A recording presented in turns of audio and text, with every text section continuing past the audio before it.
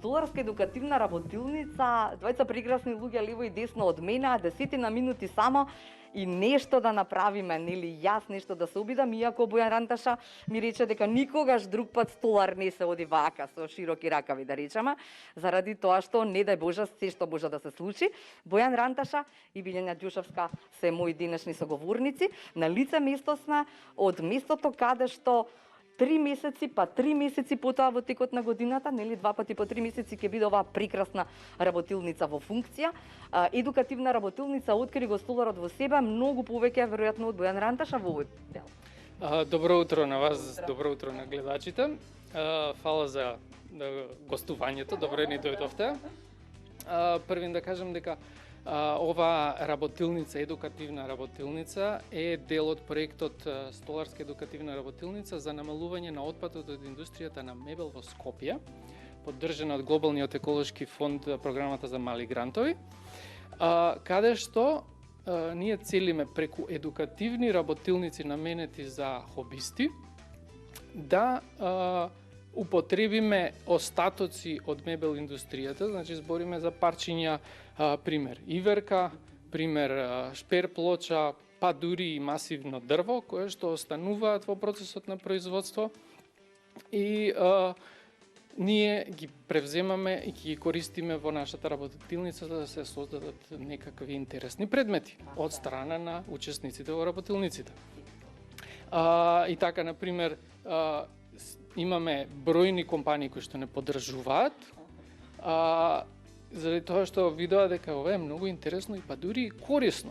Ние кога ја направивме Инстаграм и Фејсбук страната, преку 50 луѓе ни пишаа, ни се јавија, ни пратија пораки со интерес да се вклучат во оваа работилница. Што хобисти, па дури и лица кои што се заинтересирани професионално да се надградуваат. Тоа е интересно бидејќи компаниите па се заинтересирани да најдат луѓе кои што би ги вработиле. Ние иако се фокусираме на хобисти, можеби ќе станеме начин за спој помеѓу потенцијални идни лица кои што сака да се занимаваат со столарство и компаниите. Така, сега имаме една, нели, отворена е повикот за пријавување во работилницата Откри го столарот во себе, каде што викаме било кој може да се пријави, даваме предност на лица кои што се жени, даваме предност на млади луѓе и даваме предност, велиме, на невработени, ако планираат, односно ако сакаат да пробаат дали столарството е за нив, за понатаму да ги насочиме каде може да си го најдат патот кон столарството, дали да е едукација, дали начин како да се стигне до вработување и така натаму. Да, и може ли само кусот да позборуваме и со Билјана Ѓушевска, ќе се вратиме и кај вас, Бојан. Билјана, интересно предоволниковско вклучување, нели, кога вчера од Бојан дознав дека ќе биде тоа жена која што ќе биде еден од едукаторите тука на луѓето кои што ќе дојдат во оваа столарска едукативна работилница. На кусо приказната ваша беше некако, нели, она што секако предрасуди се случува. Зошто да не можам својот сон да си го реализирам? Само кусо. Па токму така, знаете, и после долгите години на образование стручно со интериерот и со мебелот и факултетското завршено образование, јас се уште немав можност, иако имав работно искуство и работа близко до погоните, немав можност самата себе си да се реализирам со алатка в рака, затоа што едноставно жената беше како можност, како да кажам, има еден не можеше да не е за тебе. Да, жена со алат в рака. За мене тоа беше една голема кучница. И после долгите години искуство одлучив самата да го направам тој, да се реализирам себе си како жена со алат в рака, токму во столарството. Супер. И како оди? Супер оди. Прво чувството да се работи со алат и да го работи тоа што го сакаше многу убаво. А понатака и реализацијата сега за сега е супер, значи ме потикнува уште повеќе да работам затоа што успевам и гледам дека не сум погрешила. Така е, супер.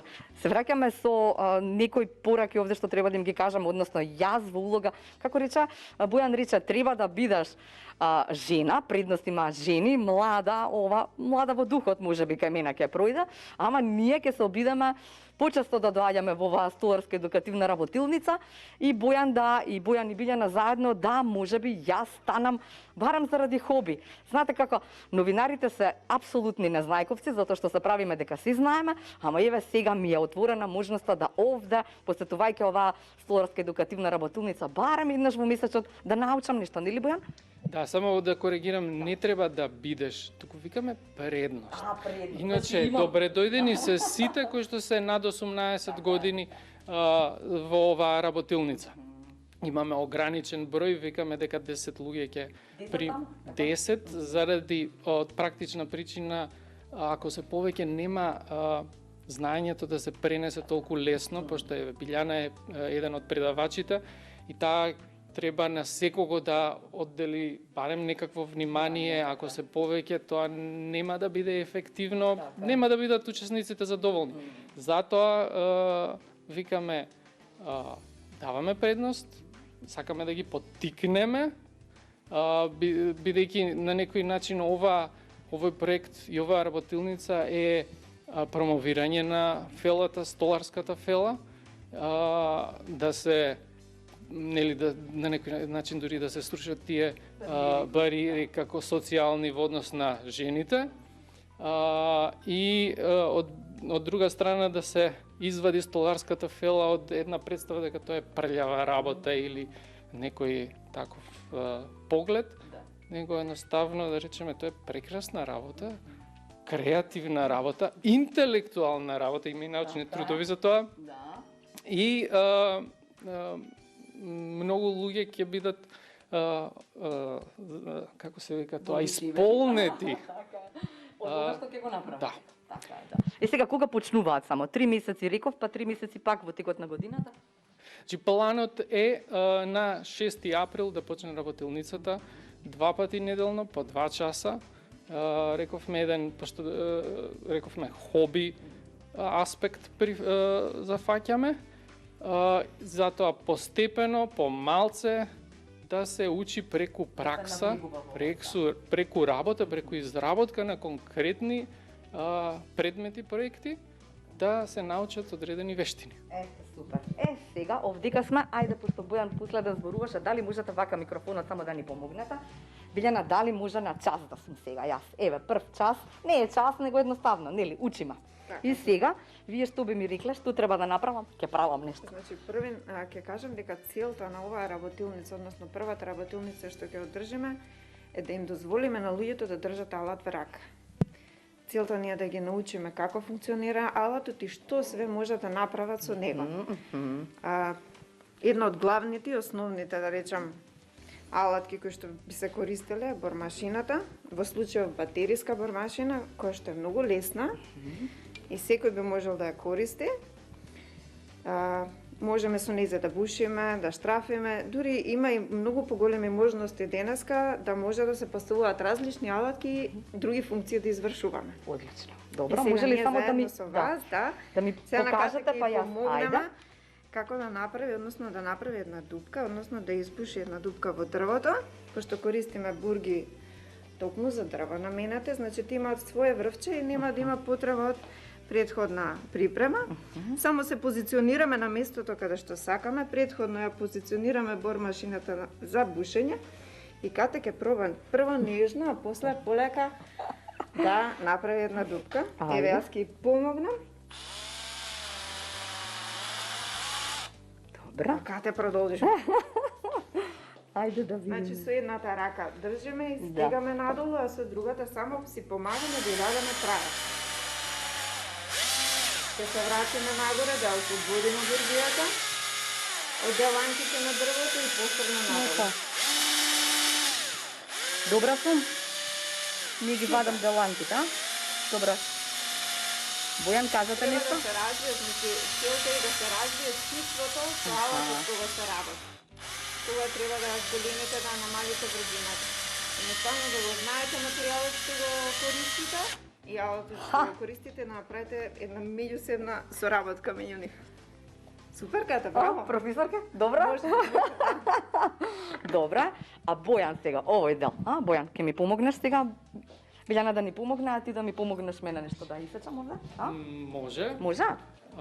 Еве, на пример, имаме ова се јапонски пили, опрема која што е набавена благодарение на поддршката од Глобалниот еколошки фонд. Интересно е дека јапонските пили последниве неколку години зафаќаат замав над европските. За некого се поедноставни, полесни за користење.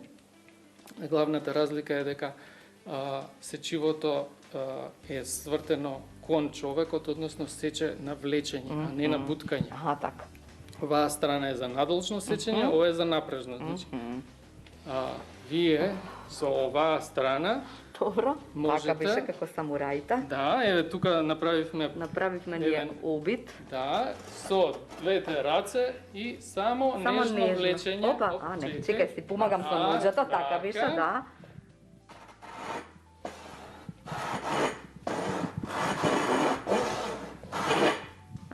Нешто не ќе стига? Нежно, добро, Бојан. Во секој случај. Ајде, помош. И така, нежно, ја влегов кај столарите, дечки. Нема многу места, вели Бојан. Тоа вака пред овој линк, ама мене ќе ми дадат можност нешто да поднаучам. Така, Бојан?